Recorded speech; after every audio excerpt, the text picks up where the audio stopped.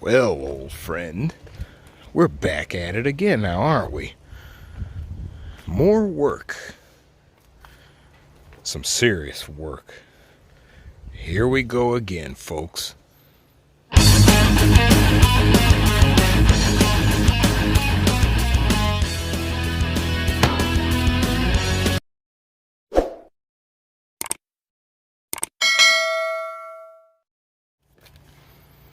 All right. Well, we're back at it again on the good old Scion. This car's done its job. It's got a lot of miles on it. It's served its purpose pretty well and continues to do so. But what the heck are we here for, you ask? Well, because of those right there. Rear spindles, knuckles, whatever the hell you want to call them. Why, though? Because of these things right here. Little bitty ball joints that are pressed into the spindles, and the ones on here are shot, like horribly shot, along with these camber arms that control the camber of the wheel. The bushings are shot, and the ones inside the car. Now, problem is, nobody so far lists these ball joints. AutoZone, O'Reilly's, nobody lists these things. The only source that I found for these ball joints, as far as individually, are out of Australia. Everybody domestically, they just sell this entire knuckle assembly, well, minus the camber arm, but you got to buy the whole knuckle assembly to get the ball joint. And unless you feel like spending $250 per knuckle assembly, it's kind of a cost prohibitive procedure to replace a damn ball joint. So what we ended up doing is going to the junkyard and luckily finding another car with all this garbage still in pretty decent shape.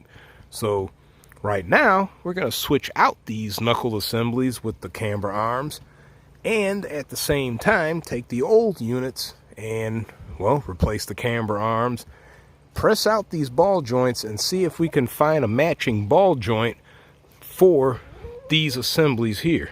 Because the next go around, we might not be able to find a replacement spindle assembly with a good ball joint in there. So we're just going to have to go through the whole process of replacing these knuckles, because whether you replace just the ball joint or the entire assembly, you got to take all this trash off. So we go ahead and get to it.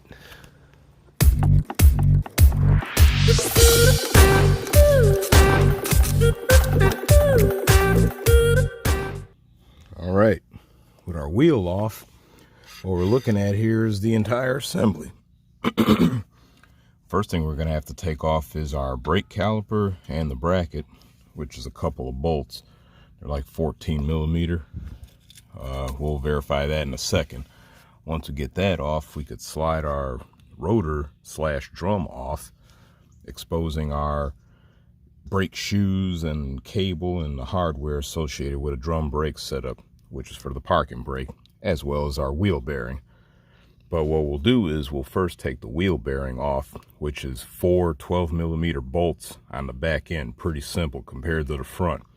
Once the wheel bearing's off, I'll then show you how we pull off one spring on the shoe assembly, which will make it easier to pull everything off. There's also a couple of clips, but we'll get to that in a second.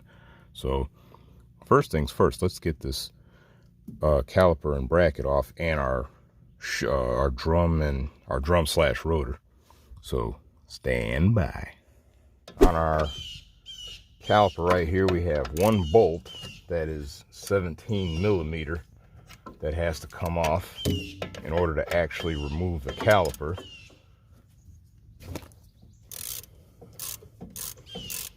I had to replace this not too long ago because it was kind of frozen and not functional.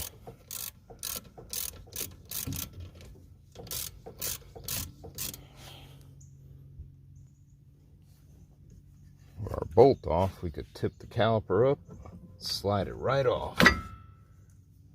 Quick and easy. Set that right there. Then go ahead, get the 2 bolts off, which are 14. I was correct. Get our 14mm bolts off.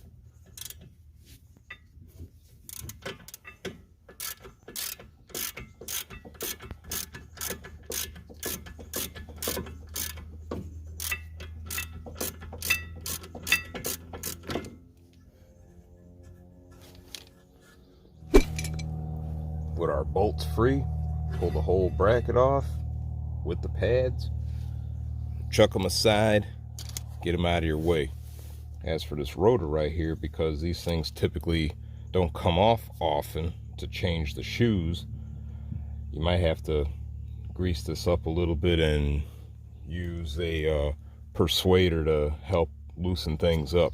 So I'm gonna go ahead and get some WD and wet this up a little bit around the hub so we can get this off. Stand by.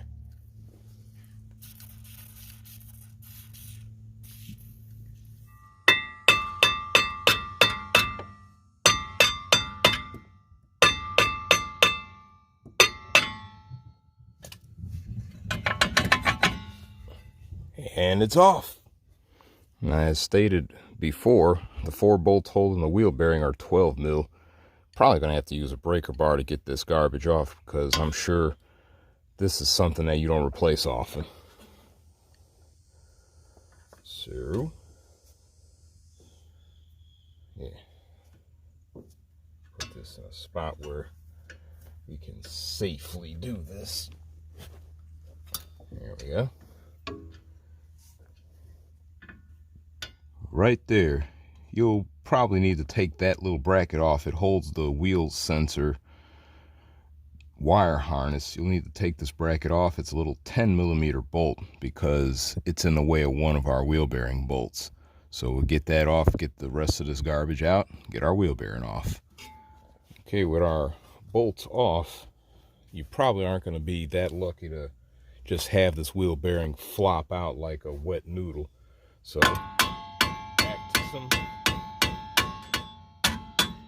work it around until you get it out. A little WD-40 also helps around the hub of the wheel bearing too.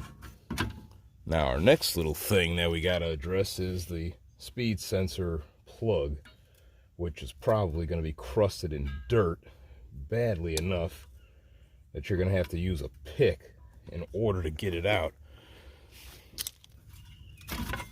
There we go. Pop this little sucker out. Set that aside. What we got here is our drum brake shoe assembly with all the springs and other garbage. You got 2 springs right here. We're going to leave that one alone. This is the one I pull out because it's easier to pull out. Just get a screwdriver or something in there and just kind of work it off this little tab right here. You also have these 2 pegs, one on either side, with these little spring clips holding them in, and that holds this whole thing in. Remove these, get that 1 spring off. Now we can move on to the next stage of getting the drum brake, brake shoes, whatever you want to call it. So let's go. Not everybody's gonna have drum brake tools on hand, so you just gotta kind of get creative with how you pull these springs off and don't hurt yourself. So we got that off. The little pegs, you just gotta twist them to line them up with the clip and then pull them out. Nothing really hard, all in all.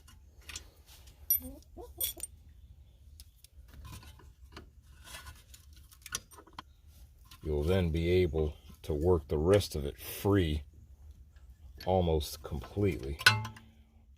We got our actual cable bracket. It pops off the shoe on this side. We got a little bar right here. Pull that free. I can also, when I pull that bar out, it'll release this other spring in turn, and you get the entire shoe assembly off mostly in one piece. So you don't have to worry about trying to remember how all that trash goes back together. On our parking brake cable right here, we got another 10mm bolt that we got to get out in order to free that bracket up from the spindle here. Got that out. Now we got this spring here, which for some might be a pain in the ass. This is another way to get where you might have to get creative, but the point is you got to pull this spring back enough so to allow you to pull this thing free. Probably the easiest way to do it is use a pair of vice grips adjusted, so yeah, give that a little snuggie, then lock that down, get the bracket off, release that, and now our parking brake is free. All the stuff is free. Now we can move on to actually getting the spindle off. Now there's a few things that we're going to have to pull loose in order to get this entire assembly out with the camber arm. First being the bolt, the cam bolt in there that you use for adjusting the camber arm. It's a bolt that goes in from the inside with the nut on the outside and a little washer, offset washer with little gauging lines for when you adjust the camber. You could get that off pretty easily with a 17mm bolt, but you're going to have to use an extension to get up in there over the muffler, unless you feel like removing this entire muffler with these crappy rubber link things that are always a pain in the butt to get off of these mushroom head pegs here. I'll just use extensions and all to get all that garbage off. Next thing we have to pop off is our tie rod. I call it a tie rod, and they have another name for it, but it's just like a tie rod. And just pull the cotter pin and the castle nut off, and either use a ball joint or tie rod fork to pop it loose, or just keep smashing on the side here with a hammer until you allow it to just pop free. And we also have the main thing we want to replace, the actual ball joint right here. That needs to come off. Same thing, we have well, this one don't have it, but there's supposed to be a cotter, little funny looking kind of cotter pin that goes in there. Pop that out, get the castle nut off, and then same thing, beat the crap out of the side until you pop it free. Then lastly, we have one little nut and bolt right here that has to come out. Once all that's out, we can pull this garbage out.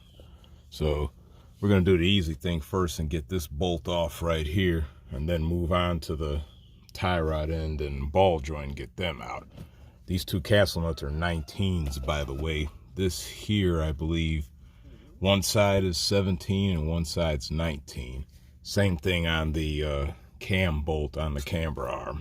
This little intermediate mounting bolt, whatever the hell you want to call it, it's just a 17mm head. Usually, especially if you're using an impact, you just get it off without having to put a wrench on there. Once it breaks free, everything comes loose. So we have that out of the way. Next thing is the tie rod end here. Have to bend the cotter pin up, get that garbage out. Like I said, these are 19s. Not going to be able to get the impact in there, so we're just going to have to use a breaker bar and a socket.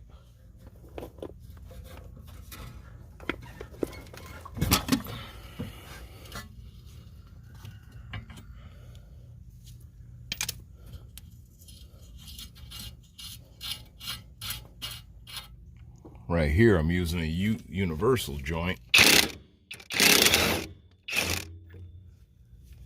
to get that off. I love force multipliers. So now, with those two things off, we can get up in here and get this camber arm cam bolt thingy out of here.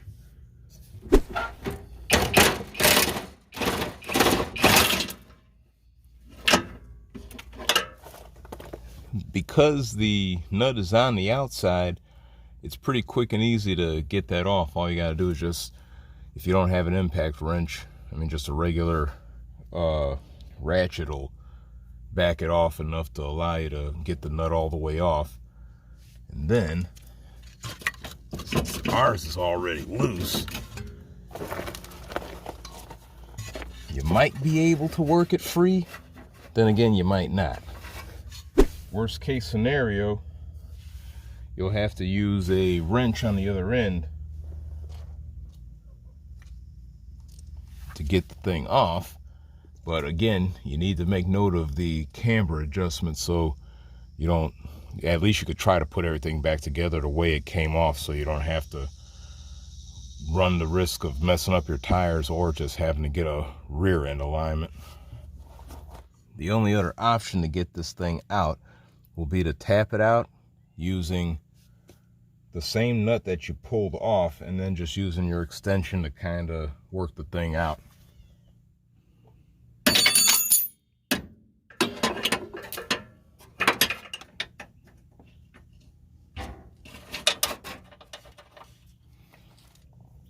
Might need a screwdriver to help work everything all the way out.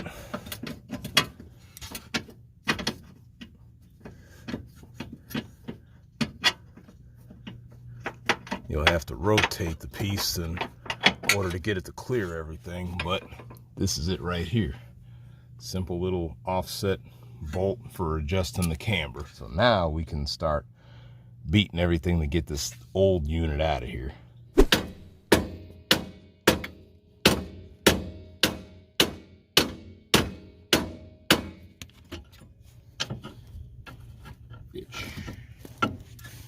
There we go. That's one way to get these things off, if you're having a problem, is to use an old castle nut screwed down most of the way, and then just beat on the castle nut till it pops free.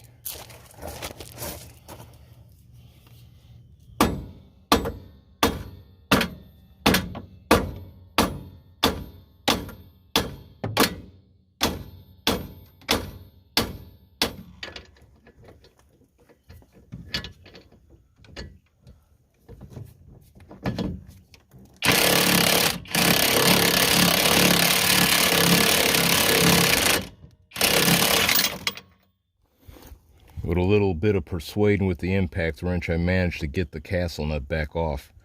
This is always not a good way to do this. I mean, you get away with it sometimes. Sometimes you end up with a castle nut that looks like this, and you end up doing what you tried to prevent doing in the first place, which was marring up these treads. We would have just gotten off better beating the shit out of the damn shaft of the ball joint, just knocking it out and not worrying about it. Which is what we're ending up having to do anyway. But with that all said and done, our old spindle is out. Okay, we got our new used junkyard spindle here. Obviously putting it back in is the opposite of taking it out. Got our camber arm here, we'll work that in there first. Somehow.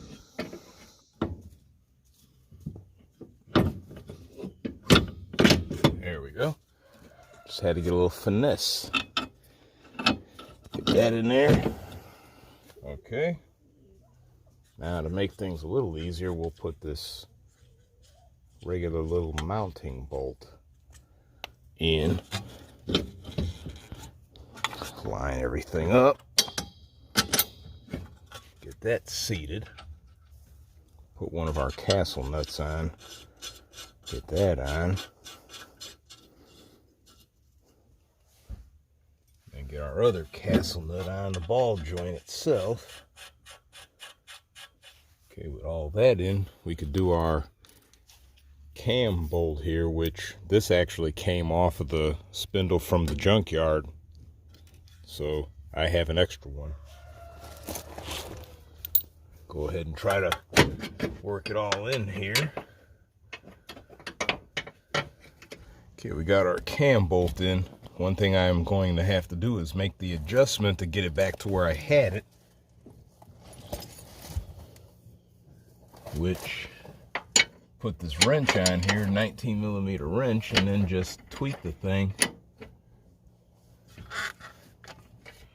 Verify that I'm where I'm at, and then go ahead and get the socket on there so I could tighten all that up first. The easiest way I found to get this cam bolt situated is to use the impact wrench, or in your case you might just have a ratchet, but hold the open end wrench, well, hold your box wrench on the head of the bolt so it won't move, and snug it all up as it stays in that position so you don't end up shifting the whole thing out of position trying to tighten the nut up. But we're nice and snug on that, so we can move on. As stated before, everything else is just reverse of how you took it all apart. So have fun putting everything back together.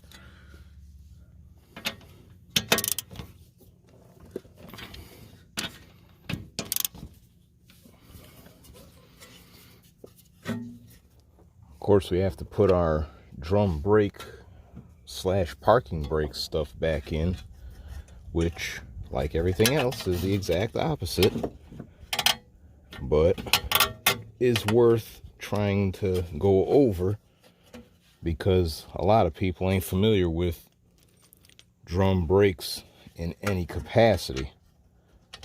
So we'll start off with our parking brake cable, which get the bracket in here with the little 10mm bolt.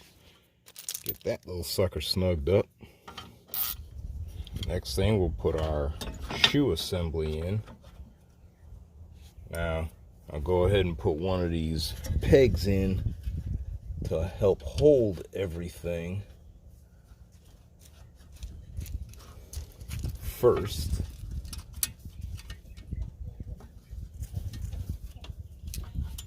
Gotta do this so you don't drop anything.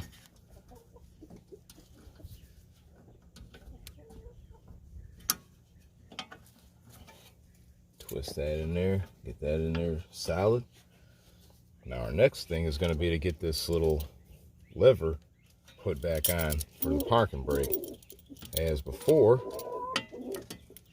we need to get that hooked in place, as you can see. Then slide that back onto the back of the shoe, to which then we can go ahead and put our other peg on. Now with that in place, put this little bar thing right here and our spring. Gotta make sure you get the orientation right because the spring has to hook into this thing.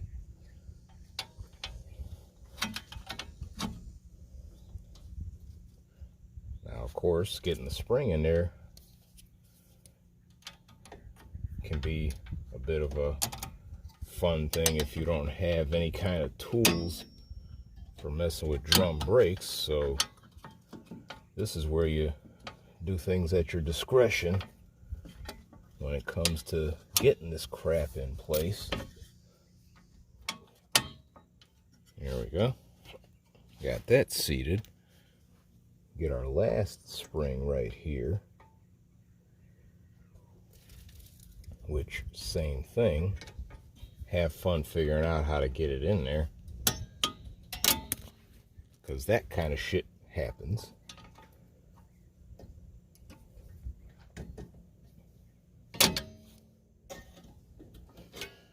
This is where proper tools come into play, because trying to get those springs in there can either result in busted knuckles or some scuffs.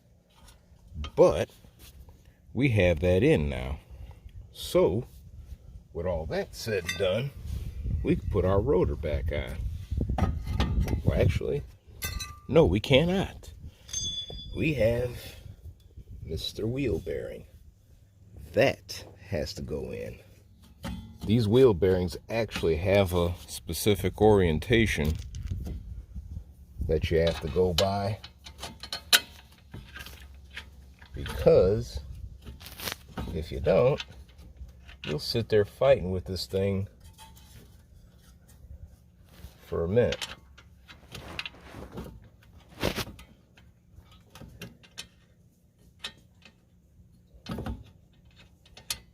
Once you get it lined up, get a bolt started and you're home free. Get all your bolts back in and snug everything down. All right, with all of that put back together, we can now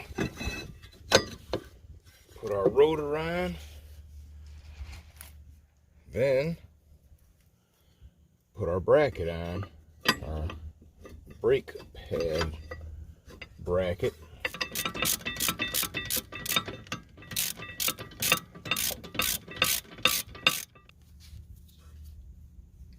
We'll go ahead and get our caliper back in just as well.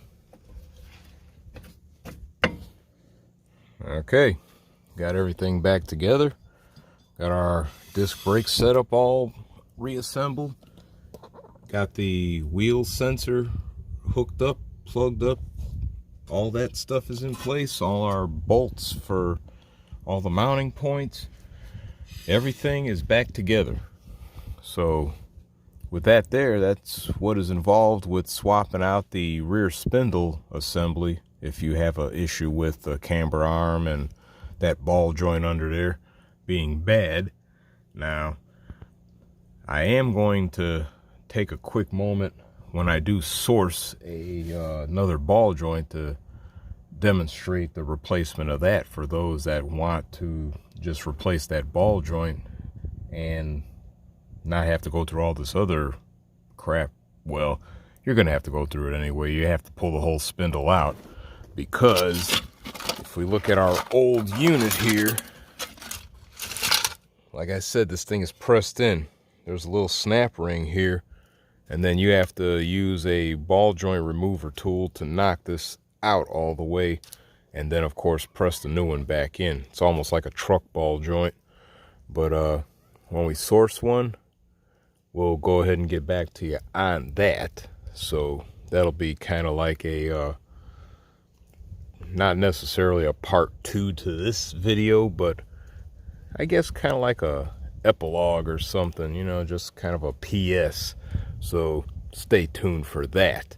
So till the next time, we're gonna go ahead and get this tire back on. And until the next time, as usual, hit the like button, subscribe, make sure to get those notifications so you can catch more of this stuff, and stay tuned for more, because as always, there's going to be a lot more going on around here. So till the next time, I'm going to wrap this up and I'll catch you later.